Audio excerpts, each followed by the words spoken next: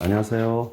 예, 시방 선택 과목 되다 보니까 이제 학생들이 힘이 빠져가지고 예, 그래도 되도록이면 수업에만 집중하시고요. 복습은 최소화하시면서 다른 과목에 좀 치중할 수 있도록 제가 좀 그렇게 강의하도록 하겠습니다. 예, 우선 원래는 이게 제 책 무슨 키워드 행정학이나 쟁점 행정학처럼 원래는 이걸 교재로 내려고 했는데 아시겠지만은 선택 과목 내년에 폐지된다는 얘기 있잖아요, 그죠? 혹시 처음 들어본 계신가요? 그래서 지금 아마 폐지되는 건 확실한 것 같고 이제 전면 폐지하느냐 아니면은 한 과목을 필수로 집어넣느냐 이게 지금 이야기 나오는 것 같더라고요. 지금 공청회는 거의 형식적인 거죠. 그 이제 폐지되는 게 확정된 것 같은데 그러면 이제 행정학의 범위가 넓어져 버려요. 정책학과 지방행정까지 다 공부를 다 해야 돼요. 물론 올해 합격하시면 되는데 그다음 또 경제학도 국경까지 이제는 국경이 암묵적으로 들어왔던 것들이 이제는 국경이 필수 과목이 있잖아, 그지? 제 경우에는 필수가 국경이었거든요. 그 국경 과목이 이제 아예 공식적으로 경제학이 들어와 버리는 거죠. 예를 들면 그런 거예요. 그러면 오히려 이제 5과목을 과목 수는 줄지만 공부량은 더 늘어날 수 있다. 근데 수험생들은 그냥 줄은 것만 보고 이제 제가 신문 보니까 다들 찬성하고 좋다고 막 빨리 폐지된다고 뭐 그러는데 예, 뭐 학생들이니까 그런 입장을 취할 수 있는데 이게 결국 윗장 빼고 아랫장에 붙이는 거 마찬가지거든요. 그래서 공부 열심히 하시고 올해 합격을 하시기 바랍니다. 되도록. 그래서 그냥 그 출판사하고 협의해가지고 그냥 이렇게 제본으로 하기로 했어요. 원래는 이게 핸드북처럼 저렇게 책으로 내려고 했는데, 예, 그죠? 좀, 그래서. 그리고 또 주제는 아마 보시면 아시지만 역대 한 10년치 기출문제를 입시, 행시 다 모두 포함해가지고, 거의 빠짐없이 집어넣어놨어요. 예, 아마. 근데 그냥 기출만 해설만 넣은 건 아니고, 중간에 이제 기출의 해설이 그대로 들어가면서 거기다가 추가로 이제 교재 전공서적 이런 데서 그죠? 추가 논점들을 같이 이제 추가해놨단 말이죠. 그래서, 혹시 올해 처음 가시는 분들은 혹시나 요거 정도는 꼭 여러 번 훑어보시기 바랍니다. 그러면, 그렇게 벗어나진 않을 거예요. 예, 이게 좀 얇아 보여도 아마 제 책 보시는 분도 아시지만 제가 원래 얇게 보이게 하면서도 막상 공부하면 빡시죠.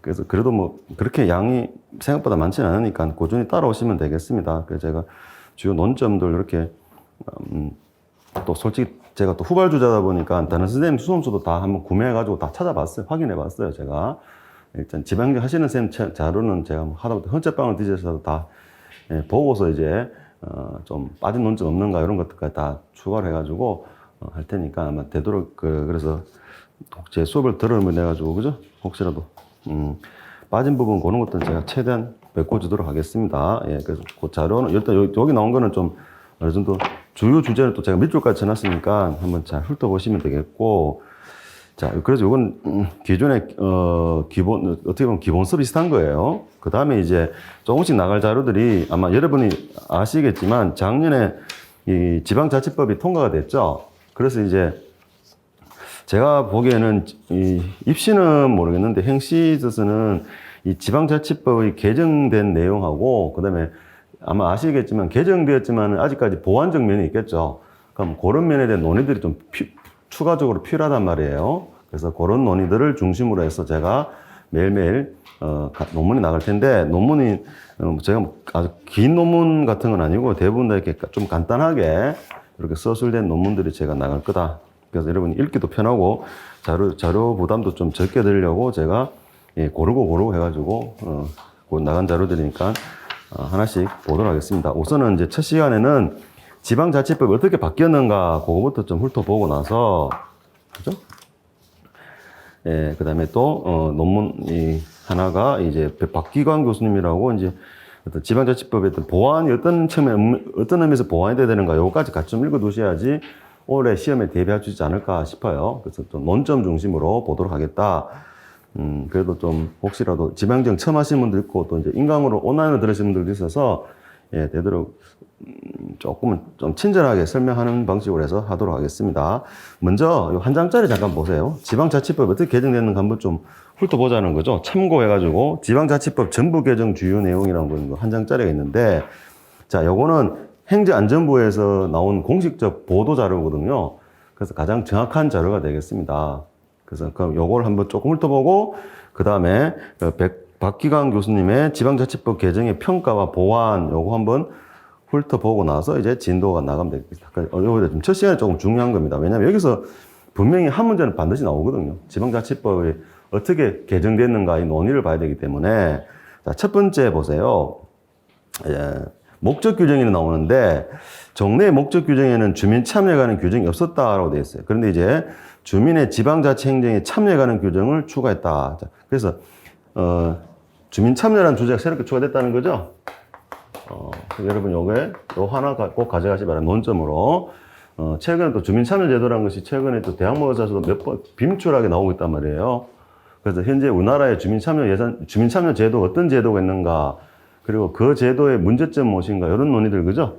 또 특히 지방자치법이 더욱 이 개정이 되면서 더욱 이 강화됐기 때문에 요 하나의 우리가 심층적으로 좀 훑어봐야 될 것이다. 주민 참여 파트를. 그거 하나 기억을 해 두시고. 자, 두 번째. 그래서 이번에 보면 주민 참여권의 강화란 말 나오잖아요. 이런 권리들이 나오는데, 특히 보세요. 요 줄함수 하나 봐요. 주민 생활에 영향을 미치는 정책 결정 및 집행 과정에 참여할 수 있는 권리가 신설됐다. 그래야 돼. 제 17조에 주민 참여 관련된 규정이 됐다. 그 다음에 주민 발안이 나오는데, 원래 이 주민 발안이라는 거는 단체 장에게, 지자체 장에게 조례안을 제정 개표를 청구하는 거죠. 주민들이 서울시장한테 이제 요구를 하면 서울시장이 의회에다가 요구를 하는 건데, 이제는요, 뭐가 가능하냐면 직접 가능해요. 우리 주민들이 의회, 왜냐면 원래 조례안은 지방의회에서 제정하니까 조례 제정 주체인 지방의회에다가 주민들이 바로 청구가 가능하다는 거죠. 지금까지는 지자체장에게 얘기하면 지자체장이 다시 의회로 가는 이런 시스템이었다면, 이제는 의회에 바로 가능하다. 근데 별도법에 제정이 요구된다. 아직 문제는 이게 별도법이 제정이 안 돼 있어요. 대부분이 지금 지방자치법만 규정이 돼 있고, 그러다 보니까 아마 제가 보건대 또 올해 하나 문제 중에 아마 나온다면은 구체적으로 어떠한 하위 법령에서 어떻게 방향성을 제정해야 될 것인가, 이런 논의도 나오게 될 거예요. 세부적 내용들은 이제 별도법이 다루게 됐기 때문에. 그다음에 주민감사 청구인 제도를 하향 조정한다 해가지고 500에서 300, 300에서 200, 200에서 150명으로 이렇게 줄인 거 하나. 그만큼 이제 감사 청구의 권한을 강화하겠다는 거죠.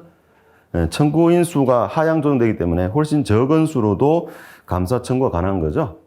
그런 것들. 이런 것들도 하나의 주민 참여에 있어서 주민 참여의 권한의 확대다. 또 연령도 18세 이상으로 이제 하향 조정됐다. 조례 발안이나 주민 감사 소송인데 조심하실 것이 주민 소환은 아니죠. 그죠? 주로 조례 발안과 감사, 주민 소송은 18세 이상. 다음에 요거 별표 넣고 꼭 가져갔어요. 제가 보건데 가장 나올 가능성이 높은 주제 중에 하나가 요거 자치단체 기관 구성 형태의 다양화. 지금까지는 아마 여러분 배우신 것처럼 강시장형 의회형, 즉 기관 분리형이라 그러죠. 대통령제와 가까운 서울시장을 별도로 뽑고 지방의회를 별도로 구성하는 기관 분리형이었다면은, 이제는 기관 분리형이나 통합형 등 다양한 형태가 가능하다는 거죠. 물론 조례를 통해서 또 주민 참여를 통해서 가능하다는 건데, 밑에 잠깐 봐봐요. 추후 여건성 속도, 주민 요구 등을 감안하여 별도법 제정 추진인데 아직 법이 제정되진 않았어요. 그렇기 때문에 이제 이런 것들이 이거 기출문제로 나왔단 말이에요. 예전에 한번 기관 구성이 다양한 어떻게 되는가 한번 논의해 보라라고, 그죠? 이게 별도법에 제정되지 않았으니 여러분은 이런 게 논점이죠. 구체적으로 별도법에서 어떤 내용들이 규정되어야 될 것인가, 이런 거 한번 논의해 보자라고 나오는 겁니다. 그래서 이것도 한번 해볼 텐데, 제가 요 모의고사, 여기 기출로 나와가지고 제가 우리 학원에 스파르타반에 모의고사를 한번 내봤어요. 기출문제라는 걸 속이고 한번 내봤어요. 내봤더니만 제대로 논점을 맞춰서 온 학생이 그렇게 많지가 않더라고, 솔직히. 자, 엉뚱한 걸 적더라고요. 그래서 이상하다. 기출문제는 다 분석이 됐을 텐데, 그런 생각이 좀 들었어요. 이런 것들은 이제 다시 가장 핫한 주제 중에 하나입니다. 출제 가능성 높은 주제 중에 하나가 되겠다. 그러니까 주민투표 거쳐가지고 의회하고 구성 변경이 가능하다는 거죠. 획일적인 지방 기관 분리형이 아니라 뭐 미국처럼 통합형도 할 수 있고 의원 내각제 형태를 취할 수 있는 거죠. 이렇게 다양한 형태를 이제 취할 수 있다는 거 핵심이 되겠다. 자, 그 다음에 또 하나 논점이 사무 배분 명확화가 나옵니다. 특히 이제 지방 분권의 시대, 지방자치의 시대에 맞아가지고, 그죠? 이 어떤 국가와 지방 간의 사무 배분 원칙 이런 것들 규정은 없었어요. 이제 이론적으로 논의되다가 이제 보충성, 중복 배제, 포괄적 배분 등의 원칙이 규정됐다는 거죠. 자, 그래서 이런 원칙들 있고, 그 다음에 또 뭐 국제기구 협력도 있고, 자, 다음에 자치법권 보장 강화. 이것도 예전에 기출로 한번 나왔던 질문들입니다. 자, 그러니 제가 이번에 자치법 개정된 내용을 보면서 느낀 것이, 정내에 그죠? 거의 한 10년을 거치면서 기출문제에 저렇게 예를 들면은 기관 구성 다양화, 그죠? 이건 법에는 획일적으로 기관 분리되어 있었는데 여기에 이제 다양성으로 가야 된다라고 해서 문제가 출제됐단 말이죠. 그래서 그런 출제됐던 논점들이 이번에 지방자치법 개정에 많이 반영되어 있더라고요. 특히 자치법권 보장 강화 같은 것도 그래서 밑에 뭐 옆에 보시면은 법령에서 조례를 정하도록 위임한 사항에 대해서는 하위 법령에서 위임 내용 범위를 제한하가 직접 규정하지 못하도록 규정하고 있다. 자, 그래서 법령에서 상위법에서요, 조례로 정할 수 있도록 즉 지방의회가 제정한 법을 조례라 그러죠. 조례로 정하도록 위임해 주는데 법령의 하위 법령에서 이걸 다시 또 제한할 수 있었거든요. 그 이중 제한이 되는 거죠. 그래서 요거를 이제 하지 못하도록 직접적으로 규정한 거 하나. 그 다음에 또 하나가 특례시가 나오는데, 그래서 오늘 자료 하나 나갔죠. 100만 특례시의 변화와 의의해가지고 나오는데, 이게 종래는 50만 이상 해가지고 어떤 특례를 부여해 준 게 있었단 말이에요. 50만 이상의 도시. 그런데 이제는 100만 이상은 그냥 특례시라고 명칭을 부여주게 됩니다. 예. 그래서 100만 이상은 특례시를 하겠다 해가지고 또 됐는데, 이게 우리는 잘 모를 수 있지만 이 100만 시에 해당하는 지자체장들은요, 엄청나게 이거 다른 거 다 필요 없어요. 여기에 광분을 했어요. 이 특례시, 드디어 나는 특례시장이다. 왜냐면은 100만이 넘었지만은 주로 일산은 고향 일산이나 그죠? 이쪽은 막 수원시 같은 건데 인구는 100만 넘었으면 보통은 광역시가 돼야 되는데 그냥 기초로 묶여 있잖아요. 그러니 기초단체장이라는 직위와 광역자치장이라는 직위는 느낌이 다르죠.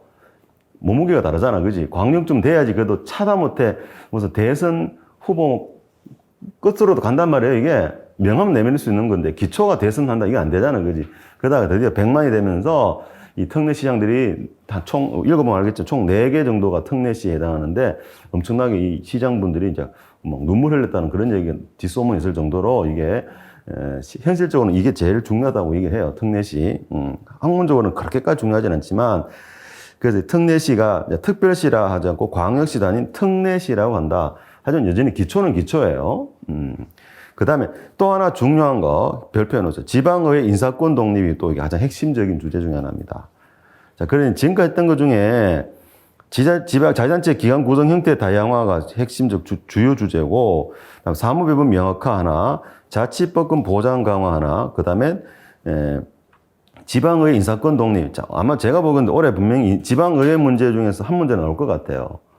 여기 좀 많은 게 바뀌었어요. 특히 제일 핵심 중에 하나가 인사권 독립이에요. 원래는 이전에는 임용권이 단체장에게 있었거든요.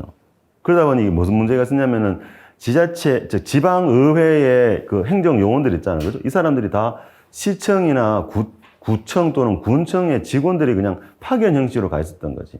그러다 보니 원래 자기 임용권자인 누구의 눈치를 보지 않을 수 없다. 자치단체장의 눈치를 보지 않을 수가 없었어요. 그래서 지방의회의 독립성 문제라든가 또는 지방의회 업무 수행 과정에 소신 있게 업무 수행이 힘들었다고 얘기를 많이 하더라는 거죠. 그래서 이제는 어떻게 지방의회 소속의 사무직원 임용권을 지방의회 의장에게 부여하게 됐습니다. 이거 아주 광분하더라고요. 제가 뉴스를 본다 이렇게 오가면서 라디오도 듣고 이렇게 많이 하는데 특히 지방의회 의원들이 여기에 대해서 엄청 광분하더라는 거죠. 조금 이제는 지자체장으로부터 좀 간섭으로부터 벗어날 수가 있다. 근데 당장은 안 되고 아직까지는 이제 점진적으로 될 텐데, 그죠? 뭐 장기적으로는 직접 뽑기도 하겠죠. 자기 채용도. 아직까지는 이제 파견 형식으로 가 있고, 그다음에 정책 지원 전문 인력 도입이 된다 해가지고 의원 정수의 2분의 1 범위에서 그죠? 하게 돼 있어요. 운영하게 됐는데 제주도에는 이미 하고 있다는 거죠. 이게 어떻게 보면 이제 보좌관이잖아요. 이제 보좌관 제도란 건데. 그래서 이것도 조금 특히 우리 기출을 보면 나오지만은 지방의회 전문성 제고 측면에서 정책 지원 전문 인력 도입, 한마디로 보좌관이라 보시면 됩니다. 이 보좌관 제도 도입도 좀 큰 의미를 가지는 거다라고 한다는 거예요. 그다음에 운영 자율성 등이 있고요.